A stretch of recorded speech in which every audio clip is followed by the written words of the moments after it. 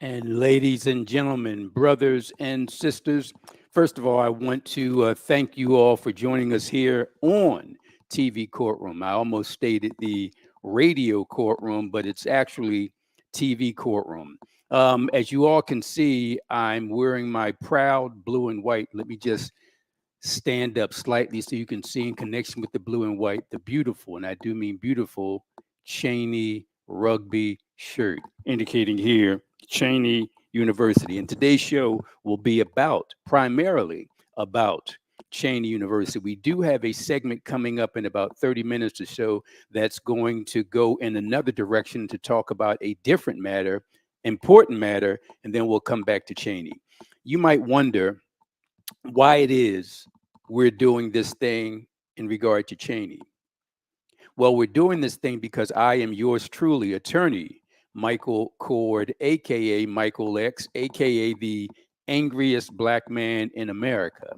And in connection with this TV courtroom show, what we often do, almost always exclusively, what we often do is to talk about law related issues. That's precisely why we call it TV courtroom. And as I pointed out before, it's actually similar to the radio courtroom show. And in connection with the radio courtroom show, our producer extraordinaire, Roland, was going to put up there, it's actually WURD 96.1 FM. And WURD 96.1 FM is a Black owned and operated radio station, the only one in Pennsylvania, only one of three in the United States. So I started doing that a while back. And when I was invited to do this TV courtroom show, they pretty much said, hey, Mike, that very same thing that you do on the radio courtroom, let's try to do something similar here in TV courtroom. And the rest, as they say, is history. And what I want to do here is bring the camera down because the show is all about historic Cheyney University. So I want to make sure that you can see my beautiful Cheyney rugby shirt. Now, you might say, well, Mike, you're doing the show in July, and Cheyney's homecoming is not in July. Cheyney's May weekend is not in July, and Cheyney's Founders Day is not in July. So why are you doing that? Well, I'm doing it because normally the TV courtroom show is on the first Friday of each month. But last Friday was that July 4 weekend, July 4 being Thursday, the fifth Friday. And folks are not available on the holidays. So what we decided to do is to move last week's show to this week's show. You might say, well, Mike, that certainly makes sense. But again, why do a Cheyney related story in July? Well, the answer is and remember I said the show is aired the first Friday of each month. Well, at the end of June, remember this being July, the end of June, a story broke. A powerful story broke. And that story that broke was about historic Cheyney. So I said, hey, the next time I'm on the radio, WRD, I was going to talk about it. And I did. I also said that as soon as I get back on the TV, this being the TV courtroom show, I'm going to talk about it. And ladies and gentlemen, brothers and sisters, fellow alum, Cheyney students, and everybody else, I'm doing it today because this is my first opportunity to do it on TV Courtroom. Again, this is yours truly, attorney Michael Cord, aka Michael X, aka the angriest black man in America. And some of you might say, well, why are you so angry? The answer is simple. Just do some research and find out exactly who James Baldwin is. And once you find out exactly who James Baldwin is, you'll find that he said, and this is paraphrasing, to be black and conscious in America is to be in a constant state of rage. And I am angry. That's why I'm in a constant state of rage, always talking about issues that affect our community. And one of the key issues that affect our community is our lack of knowledge of ourselves, who we are and where we came from and what we're all about. So today's show ties into that. Now, remember what I said. We're going to be talking about the news that broke at the end of June about historic Cheyney University. And I guess I need to put it all in context because even though I'm a Cheyney grad, a proud Cheyney grad. And let me just brag a little bit about that. I graduated from Cheyney in 1982. It was then Cheyney State College. It wasn't until a year later, 1983, that it became Cheyney University. But I'm going to get into all of that. But let me put it all in context by giving a big shout out to each of the 103 HBCUs.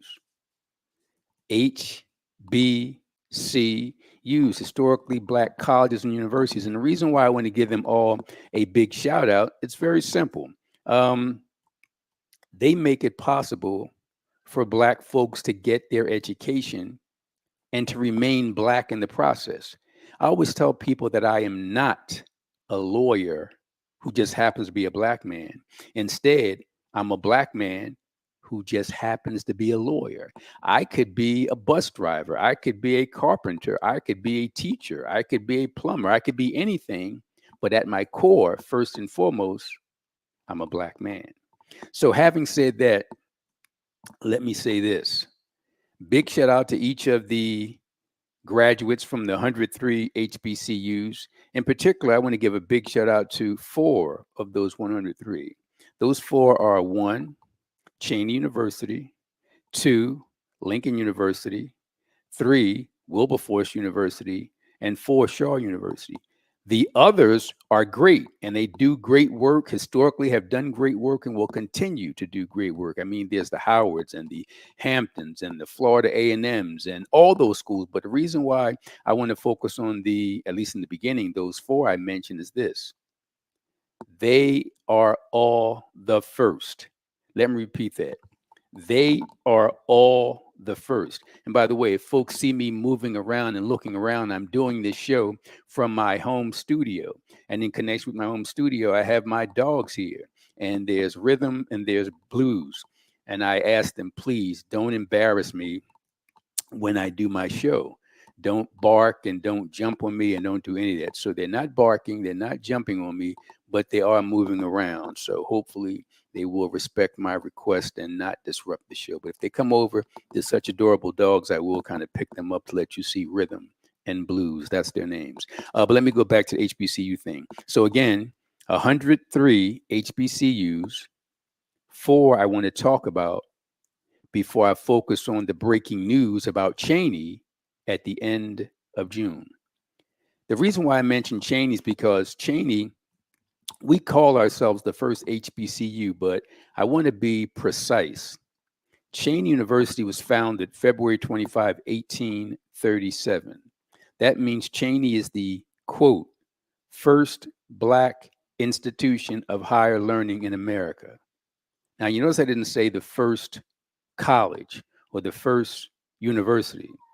I said the first black institution of higher learning in America. What does that mean? That means after you graduate from high school, 12th grade, you go on to higher learning. And higher learning is not just colleges, it's not just universities, it's not just trade schools, it's also institutions. And that's what Cheyney was founded as. Many people think we were founded as the Institute for Colored Youth. We weren't. People are now who are listening to me, especially Cheyney alums, say, Mike, what are you talking about? We certainly were founded as the Institute for Colored Youth. No, we were not. We actually founded as the African Institute. Initially, February 25, 1837, and then a couple months later, it was changed from the African Institute to the name we all know now, Institute for Colored Youth. So here's the thing. You might say, well, how can Cheyney today call itself a college or university or the first college or the first university? Well, it's very simple. For example, Lincoln University, when it was founded, it was called Ashman Institute. And here's why Cheyney University can proudly say it's the first HBCU. And I'm going to give a big shout out to Lincoln, a big shout out to Wilberforce, a big shout out to Shaw. But the reason why I say that Cheyney can make the claim is because, one, you had to have graduated from high school like you do for any quote unquote college university. But here's the thing. In Pennsylvania, as in many states, in order to become a teacher, you did not necessarily have to have a college degree, but you did have to have state certification. And that state certification meant that you went to a school of higher learning, you attended classes, you took exams, you passed exams. And then after you passed those exams, then you took the certification test. And assuming you passed the certification test, now you can become a teacher. And here's the thing I want to say about those exams at Cheyney. We all talk today about Harvard and Yale and Princeton and University of Penn. Great institutions, Ivy League schools, no doubt about it. Academically, some of the best. But let me tell you how academically thorough and academically rigorous and academically demanding Cheyney was when it was founded back in 1837. Here's the thing, and this went on for years. Let me just read to you what I wrote in a number of articles that I have written for the Philadelphia Tribune. I write weekly columns for the Tribune in connection with what Blacks have done. That's called Freedom's Journal. That's in honor of the first Black newspaper in America. So this weekly publication, the Philadelphia Tribune, called Freedom's Journal, I use that to talk about Black stuff. That's weekly. I also write a monthly column called Black Dollars Matter. That focuses on the economic wherewithal regarding Black folks. But here's the thing. Getting back to the rigorous academic demands at the African Institute / Institute for Colored Youth, which eventually became Cheyney University. Here's what I wrote in a prior Tribune column. A typical exam for students at the Institute for Colored Youth with a curriculum including advanced mathematics, calculus, geometry, algebra, chemistry, science, mechanical engineering, agricultural engineering, classical languages, English literature, etc. And check this out. Not only did you have to take those classes and pass those classes, many of the exams were held in public. They were not written exams, but oral exams. So you had to go to an auditorium in Philadelphia, downtown Philadelphia, and the professor is sitting in the audience and other department folks, and you're on the stage and they're asking you questions about all of this stuff, about mathematics, advanced mathematics, by the way, calculus and geometry and algebra and chemistry and science and mechanical engineering, agricultural engineering, classical language, English, all of that. And not only that, it's in this auditorium and the public can come and the public can watch you be a great scholar or look like an embarrassing idiot. So nobody wanted to look like an embarrassed idiot. So they made sure they dotted their I's and crossed their T's so that they would have the answers by the time they took these rigorous exams. And by the way, apart from the mathematics stuff, many of the English related exams had to be answered in Latin. Let me repeat that. Many of the exams had to be answered in Latin. So when I say Cheyney is the first HBCU, I'm talking about the academic requirements from the African Institute, from the Institute for Colored Youth. That's why we brag about being the first HBCU. So big shout out to Cheyney University. And let me again read from a previous article in the Tribune. Cheyney University, 1837, Pennsylvania. The first Black institution of higher learning in America, with a Black institution whose founding trustees required rigorous, as I pointed out, rigorous academic courses, followed by grueling oral and written, I said oral and written exams in the fields of calculus, geometry, algebra, chemistry, science, mechanical engineering, agricultural engineering, Latin, English literature, etc. Before, check this out, before being awarded an official Pennsylvania certification that was required to become a licensed teacher. That's 1837. That's why I say Cheyney is the first HBCU. But I also say that Lincoln University was the first HBCU, Lincoln University of Pennsylvania. Why? Because 17 years later, in 1854, Lincoln, originally known as Ashman Institute, became, check this out, the first Black degree granting institution in America. First Black degree granting institution in America. So big shout out to Lincoln for that. Major props, and they deserve those props. That's why I also say Lincoln is number one. But I also say that Wilberforce University in Ohio is number one because 2 years after Lincoln was founded, we're now talking about 1856, Wilberforce University was founded. And here's why they can say in Ohio that they're the first, because they were the first completely Black owned and operated degree granting institution in America. Cheyney, no disrespect, my alma mater, white folks involved in its founding. Lincoln, no disrespect, white folks involved in its founding. But Wilberforce in Ohio in 1856, the first completely Black owned and Black operated degree granting institution in America. That's why I also say that Wilberforce is the first. But I don't stop there. I got one more before I get to the breaking news. There's a school called Shaw University, North Carolina. The same year that the black folks started to get their quote unquote freedom. We're talking about 1865, 13th Amendment. Well, Shaw University in North Carolina in 1865, check this out, became the first, I repeat, the first, I just heard my dog barking in the background, so I hope he chills out, became the first Black degree granting institution in America's blatantly and brutally racist and extremely violent Deep South. Let me repeat that. Shaw University, 1865, North Carolina, became the first Black degree granting institution in America's blatantly and brutally and violently racist Deep South. Shaw can take major credit for that because you had Black folks and white folks doing their thing. Cheyney / Philly, relatively safe. Relatively, I said.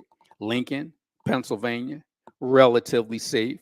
Wilberforce, Ohio, strong underground railroad support, relatively safe. But Shaw University, 1865, whew, in the middle of Klan County and Klan country doing its thing. So those four schools, major shout out, they all can claim to be the first. In fact, as of the last listing, there's a total of 103 HBCUs, totaling more. In fact, it's gone back and forth. Some say there's 107, some say a few closed, some say a few are closing, some say they lost their accreditation. I'm going to get to that later. But you can safely say that the four I mentioned, Cheyney, Lincoln, Wilberforce, and Shaw, there are 103 others. Some might be on shaky ground, but altogether, 4 plus 103 equals 107. So as of right now, we can safely say 107 HBCUs, educating nearly 250,000 Black students in 19 different states, also in the District of Columbia and the U.S. Virgin Islands. So we're talking about 107 schools. We're talking about approximately 230,000 students. We're talking about 19 states and the District of Columbia, and we're talking about the U.S. Virgin Islands. Now, the interesting thing about all of this is that, come on, Rhythm and Blues, you got to cut it out. I'm doing my show now, and don't be disruptive. But the interesting thing about all of this is that of those 250,000, well, correction, of those 230,000 students, that constitutes about 3% of all the country's colleges and universities. Follow me on this because the math is important. Of those approximately 230,000 HBCU students, that constitutes about 3%, just 3%, three, not two, 3% of all the college students in America. Now, this is important. Even though those approximately 230,000 constitute just 3% of all the students in all of America's colleges and universities, here's why HBCUs are so important. Despite just that 3%, they are responsible for 80% of all the Black judges in America, 70% of all the Black dentists in America, 70% also of all the Black physicians in America, 60% of all the Black engineers in America, 50% of all the black lawyers in America, including me. Also, 50% of all the black teachers in America, which is why I went to Cheyney. I went to Cheyney actually to become a teacher, but kind of stumbled into the whole law thing. 40% of all black health professionals and STEM degree holders, and also 40% of all the members in college. So even though we constitute only 3% of all the students in college, look what we do in regard to black judges and black dentists and black physicians and black engineers and black lawyers and black teachers. That's why HBCUs are so important. Having said that, let me give you a little history about Cheyney before I get into the breaking news. By the way, I should have said this at the beginning, folks. Please get your pens out and get your pads out, because I want you all to remember this stuff so that you can repeat it to folks and you can brag not only about HBCUs in general, but you can brag about Cheyney in particular. And in regard to Cheyney's history, allow me to say this. Um, Cheyney's current location, where it is, many of you who drive, many of us who drive, many of you who catch the bus at 69th and Market, many people thought and still think that Cheyney was always there. Well, it wasn't always there. When it was still known as the Institute for Colored Youth, remember, first the African Institute, and then the Institute for Colored Youth. While it was still known as the Institute for Colored Youth, it started out with just five students at a 136-acre farm on Old York Road, which was 7 miles north of the city in Montgomery County. The maps kind of changed now because much of Old York Road is in Philly, but when Cheyney was still known as the Institute for Colored Youth, it started out with five students at a 136-acre farm, not in Cheyney, Pennsylvania, but on Old York Road, 7 miles north of Philly, technically in Montgomery County. By the way, time now is 3:58. In about 7 minutes or so, we're going to take a different approach to today's show. We're talking about Cheyney and the breaking news, which I'm getting to. We're also going to have a good friend of mine who's I would call him a vegan. I guess secondarily, he is a vegan, but more than being a vegan, he's a humanitarian. And he's going to explain what that means. And for me, being both a vegan and a humanitarian, I wanted him on the show to talk about that topic for about 10, 12 minutes or so, and then we'll come back to the whole Cheyney issue.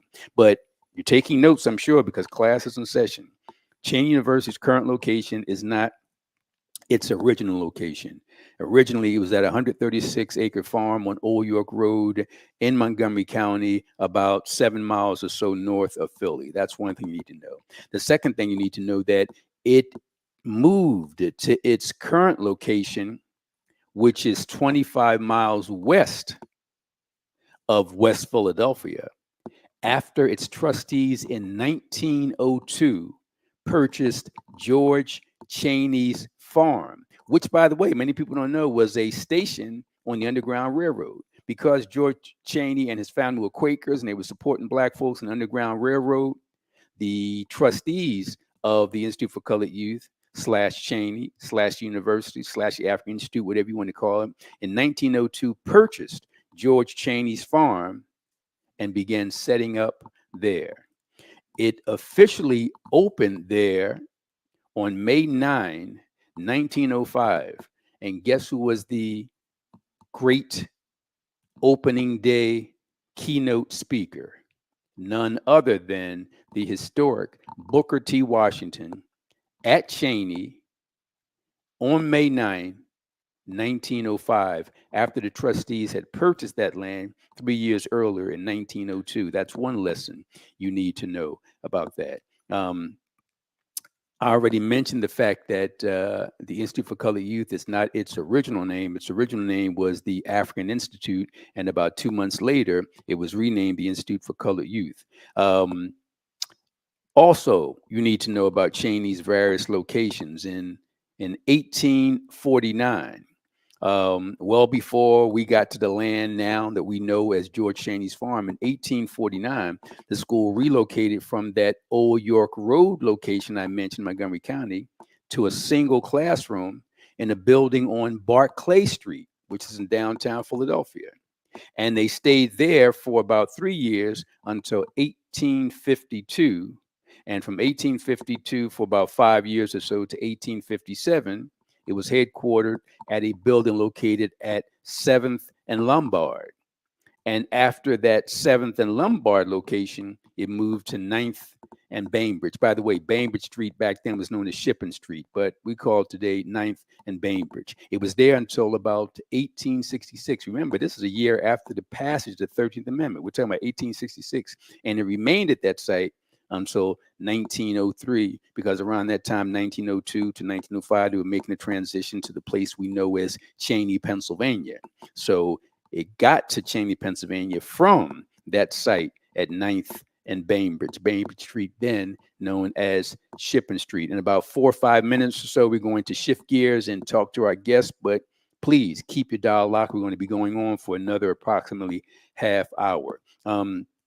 I had mentioned the various names, at least two of them, of Cheyney. There was the African Institute, and then there was the Institute for Colored Youth, and it had a different name. The different name, or the later name, was the Cheyney Training School for Teachers. That name came into existence in 1914. Cheyney Training School for Teachers. In fact, Cheyney is known historically as a teacher school. That's why I went to Cheyney. I didn't go to Cheyney to learn how to be a lawyer, how to get into law school. I went to Cheyney to become an English teacher. So big shout out to Cheyney, which was retitled from the Institute for Colored Youth to the Cheyney Training School for Teachers. That was in 1914. And then it became the Cheyney State Normal School in 1920. You might say, well, what's a normal school? A normal school is from the French word normale, which means standard, which means whatever the standard educational practices are at a school, that school becomes a quote unquote normal school. So Cheyney became the Cheyney State Normal School in 1920. And not only is the standard the word normal, but it also means model or exemplary or anything like that. So at this point, we're going to take a quick break to make sure everything is right technically, and we're going to be right back in about 30 seconds. Stay tuned, TV Courtroom.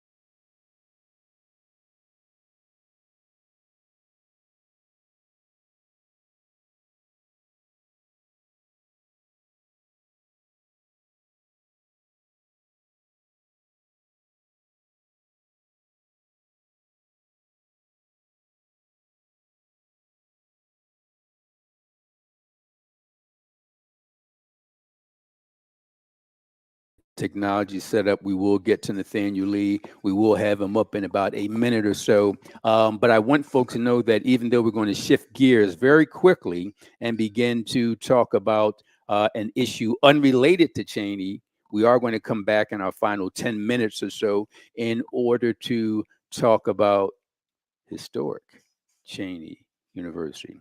Before we get Nathaniel Lee, and we're going to bring him up on the screen in about 60 seconds, just want to repeat what I said toward the end of our segment before we took our quick break. The school was initially known as the African Institute. It became the Institute for Colored Youth, and then there were some changes in the location as to where it was actually headquartered. And here's what I want to share with you in regard to the names of the school. So African Institute, a couple months later, Institute for Colored Youth, and then it was retitled Cheyney Training School for Teachers. That was in 1914. And then 6 years later, it became the Cheyney State Normal School. That was in 1920. Stay with me, because about 30 years later, 31 to be precise, we're talking about 1951, when it became Cheyney State Teachers College. Cheyney State Teachers College, not to be confused with its next name, which was simply Cheyney State College. So 1951, Cheyney State Teachers College. And many people know that when you talk about Black teachers in Philly around that time, they mostly came from Cheyney. I actually went to Cheyney to become a teacher, an English teacher, and kind of stumbled into this law thing. So 1951, Cheyney State Teachers College, and 8 years later, in 1959, simply Cheyney State College. I am proud to say that I was the last class known as Cheyney State College when I graduated in 1982, because a year later, in 1983, it became Cheyney University. And I'm hoping you all stayed with me and will continue to stick with me, because we're going to shift gears now and go to our guests. But in our final 10 minutes or so of the show, we're going to tell you about the important news that took place at the end of June about Cheyney University. We're lining up to get our guest on, and he's always on time today, as he always is every day. I have Brother Nature, aka Nathaniel Lee, Brother Nate, on my radio courtroom show because he's a humanitarian. And a humanitarian is simply somebody who wants to decrease the amount of suffering on the planet. So if you want to decrease the amount of suffering on the planet, you're a humanitarian. That's exactly what Nathaniel Lee is, and he's also a vegan. So for the next 8, 9, 10 minutes, you're going to hear from my good friend, Nathaniel Lee, aka Brother Nature. How are you today, sir? Greetings to you, Brother Mike. I am doing well. How are you? Fighting the good fights and winning most of them. That's what I'm hearing. That's what I'm Yes. hearing. So, Brother Nature, what do you have for the listening audience and viewing audience today? Well, I was talking on and I was at your seat on Word Radio, so I was talking about land. And when it comes to uh I look at Philadelphia, for example, in Southwest Philadelphia, I'm always Mm-hmm. railing about the animal neglect and the animals abandoned, and they're Mm-hmm. well, Mm-hmm. not abandoned, but left out into their backyards and etc. And I was thinking about land. And I was talking, especially where it came to Black people, what we're people of land. Mm-hmm. It's our nature to be in land, to love the rivers, to love the lakes, to love the soil and grass. Yes, And yes, something, yes. yeah, something happened that and I said on the show on that segment that we know what happened. We were kidnapped. We were Mm, displaced. We mm, were uh, we were falsely we were falsely doctrinated and mm-hmm. indoctrinated against Yep. our own selves, and Yes, then sir. moved into urban communities. And I have here that we lost like some 15 million acres of land due to when we owned land, all kind of machinations were put into place Mm, to have mm-hmm. us removed from the land, to have us to they poisoned our wells, they killed our cattle, they burned crosses on our lands, etc., to force us off of the land, and then to put us into industrial areas where we could be Yes. forced to work in factories and on Mm-hmm. assembly lines and etc. So we went from one form of enslavement to one plantation to another sort I guess chattel slavery, capitalistic slavery, in Mm-hmm. which we were Mm-hmm. forced to work in warehouses and factories, and that was the birth of our urban living here for us as African people. And one of the things I was saying was there was a massive fight to civil rights struggle to regain our rights, to have our rights as people recognized in this nation. A fight nobody should ever have to fight, but we Mm-hmm. had to fight for the right to be able to educate ourselves and to be able to read, because when we were born here, of course, the first thing you have to do if you want to enslave somebody is to keep them from educating themselves so Mm-hmm. that you can maintain their enslavement. But there was no corresponding fight for land. There was no Mm. corresponding fight for now. Not that there was no fight. I'm not saying that there were fights, and they continue to this day.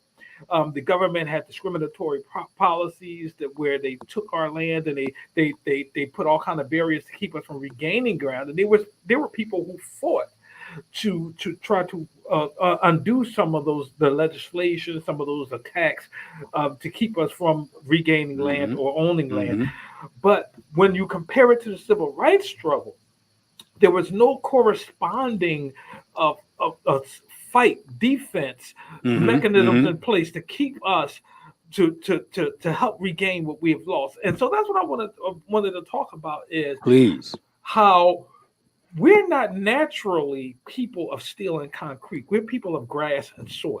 Great point.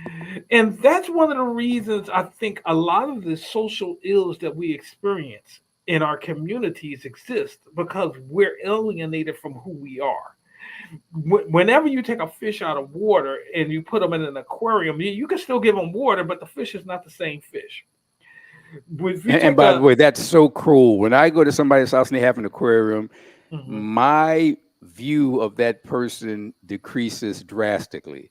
I'm like, Yes, the idea of putting a bird in a cage or a fish in an aquarium is like putting a human in a box. Please continue. I was just about to mention the bird. When I go into a home and I see a bird, Mm, and sure, the bird is alive, but is the bird living? There's a mm, difference. When you take a bird and you deprive it of its gift of flight, is it still living? You could zoos, which I hate, I despise zoos. prisons for innocent animals. Prisons for innocent animal, I despise them. But even then, and this doesn't make it any better, but it may improve the conditions if you're going to be held in a prison. They at least make some effort to replicate the natural Mm, environment of mm, the animals held hostage, and that's what they are, mm, held hostage. At mm, least they try to replicate the living environment, so they'll put them in lakes and artificial, they'll put trees, artificial environment, but designed to increase to replicate where they were originally from.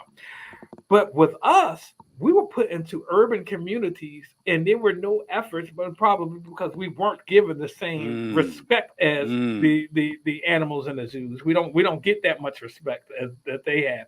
So there's no effort to replicate our natural environment, such as land, trees, fresh air, and etc. So they put us in steel and concrete necropolises, cities of the dead, where now you see the numbers of the cancer rates. You see the numbers of hypertension, the rates of hypertension. You see the rates of all kinds of mm, social ailments, mm, dysfunctions, delinquency, behavioral problems, and etc. And that's because we're living in an artificial environment.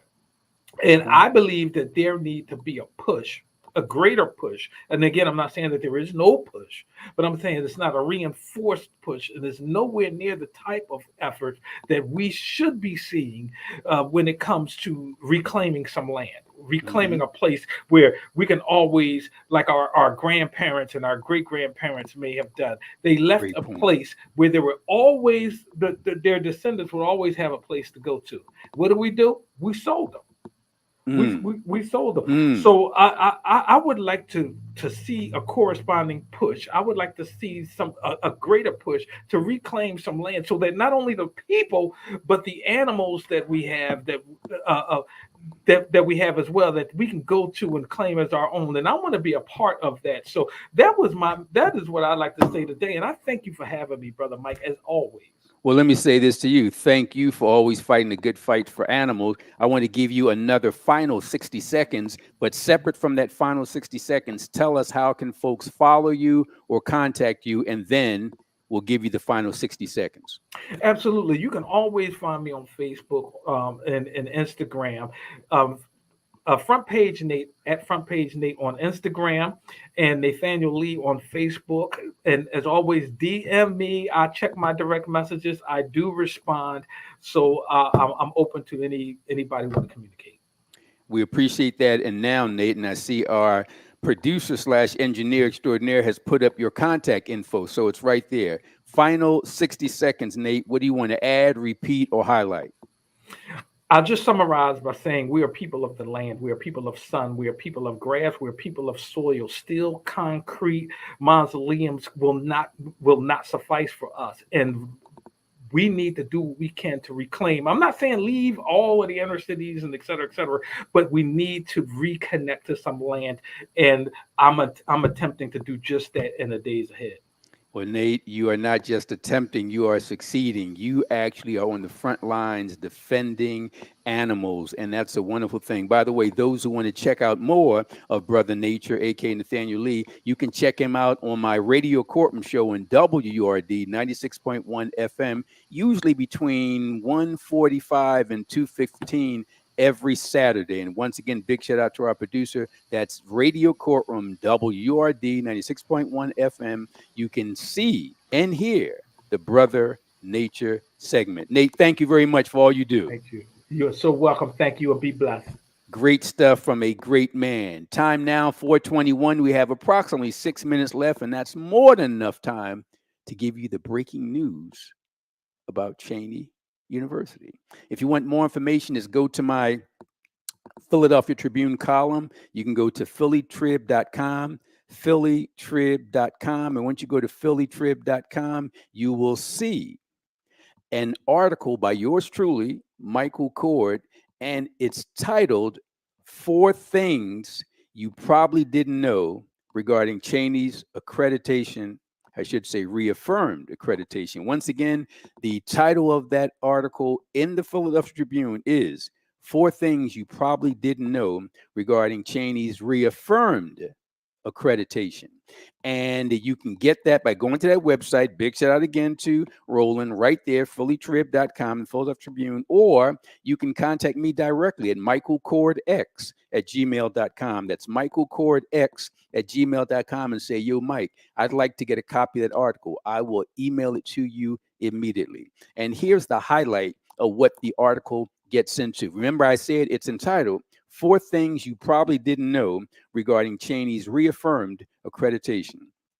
Well, on July 2nd, the news broke that Cheyney University had its accreditation reaffirmed as a result of a decision made a few days earlier on June 27. So the end of June, June 27, a group called the Middle States Commission on Higher Education, that's basically a regional collegiate peer review authority. So in order for you to be accredited, there has to be this body that says, hey, we checked everything out, dot the I's and cross the T's, and in connection with dotting the I's and crossing the T's, we have confirmed that Cheyney University is continuing to be accredited. Now, you notice I said the word accreditation.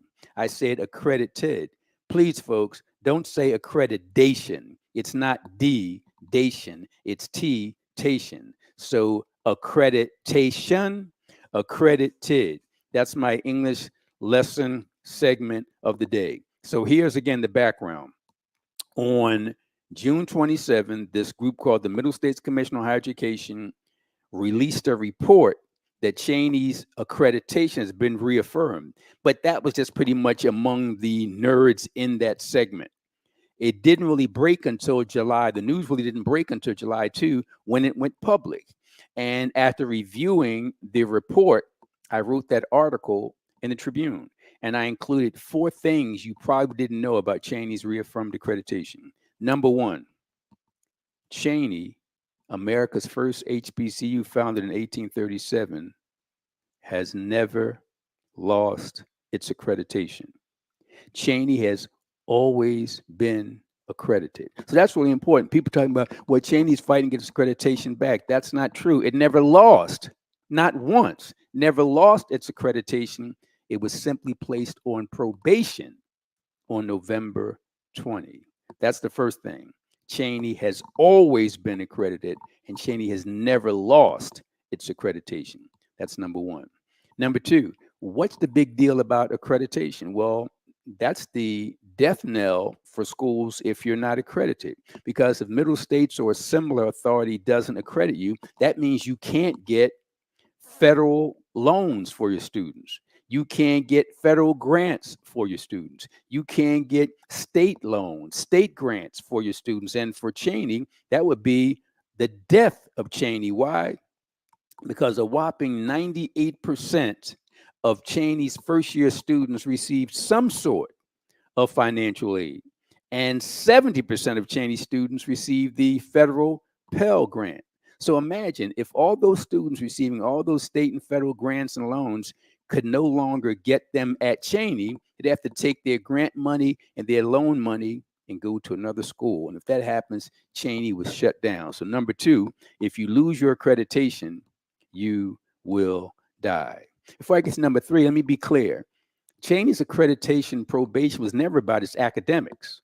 It wasn't that the school wasn't thorough. It's always been thorough. I told you about those exams they had back in the 1830s and 40s and 50s. I'm going to brag about the fact that I was on the dean's list, brag about the fact that I got 2 degrees from Cheyney, 2 degrees as a 4-year student, a degree in political science, Bachelor of Arts, and a degree in English education, a Bachelor of, so I had a Bachelor of Science in English education, that's one, Bachelor of Art in political science. And from that went on to get a full academic scholarship to law school. So academically, Cheyney has always been thorough. The issue regarding probation has primarily been one of money and resources. So that takes me to number three. Number three is the probation that Cheyney was placed on November 20 was unjustified. Why? Because that group, Middle States, had sent 2 representative groups. So you got the bigger group, Middle States, and they sent representatives twice, February of 2023, April of 2024, to monitor Cheyney. And those 2 groups, which are part of the Middle States, said, hey, we checked Cheyney out. It's thorough. So if that's what the representative groups from the Middle States said about Cheyney in February of 2023 and April of 2024, why in November of 2023 was it placed on probation? Well, it was placed on probation because Middle States said that Cheyney had insufficient evidence of meeting certain standards, but those standards dealt with money. So Cheyney was penalized because it didn't have the resources. Well, that's kind of weird because it's like breaking a runner's legs and then blaming that runner for coming in last place. And then finally, number 4, if you want to know why Cheyney is where it is in terms of limited resources and not enough money, in 30 seconds, I'm going to tell you. In 1901, the Pennsylvania State Legislature paid the full yearly tuition and stipend of $140 to any white student who wanted to go to a white school. That's $140. They only paid $25 to black students going to Cheyney. That's 1901. 1969, Pennsylvania was named as one of the worst 10 states in America in terms of discrimination against students in higher education. They were in bed with Alabama and Mississippi and Georgia. That's Pennsylvania. That's 1969. Fast forward to 1983. Pennsylvania finally issued a report to the federal government saying we got our act together. And it looked good on paper, 83. But it was determined later that it wasn't worth the paper it was written on. And finally, in 1999, the federal government forced Cheyney to sign a contract to treat black students properly. That means Cheyney should have gotten $100 million. It didn't. We run out of time. If you want to know more, check out the article in the Tribune. Go to phillytrib.com. Thank you all for tuning in. Thank you all for listening. And thank you, Roland, for being such a great engineer, such a great producer. I end today's show, like I end every show. It goes like this. Think black. I'm out.